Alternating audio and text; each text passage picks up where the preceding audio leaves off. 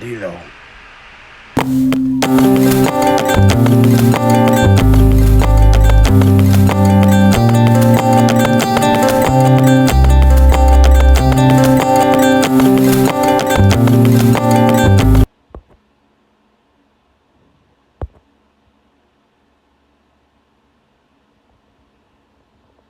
New PS Plus premium games for November 2022 prove that the PSP is a black sheep.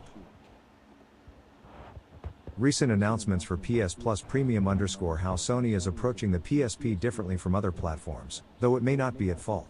The very idea of a classic game catalog consisting of PS1, PS2, PSP, and PS3 titles sold fans on the idea of PS Plus Premium well before it was fully announced, but as the reality settles in, it's clearly a little different. PS Plus Extra and Premium are excellent additions to Sony's service, but it doesn't, and perhaps cannot, treat all platforms equally.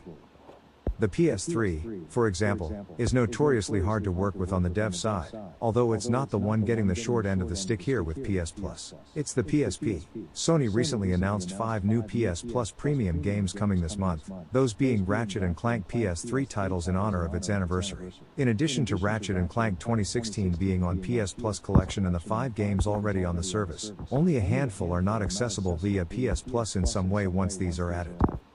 Ratchet & Clank Rift Apart makes sense because it's still effectively new, and the mobile games obviously won't appear on a PlayStation console. The 2 games currently not on PS Plus Premium, oddly, are the Ratchet & Clank PSP titles, Size Matters and Secret Agent Clank. Why PS Plus Premium doesn't add as many PSP games as other platforms? Both of these games are essential parts of the Ratchet & Clank series and have solid review scores.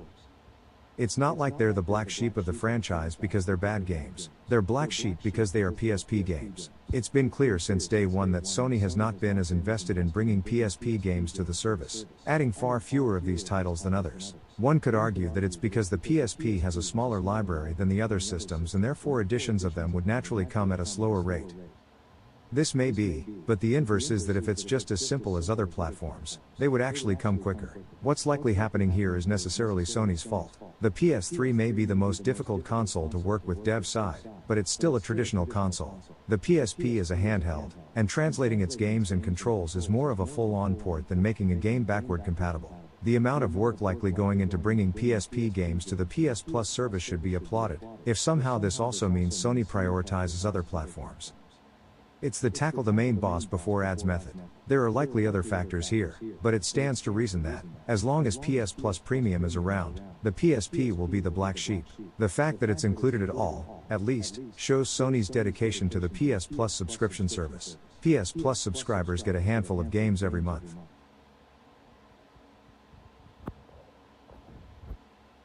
D-Lo out. Thanks for watching the video. Like, subscribe for more.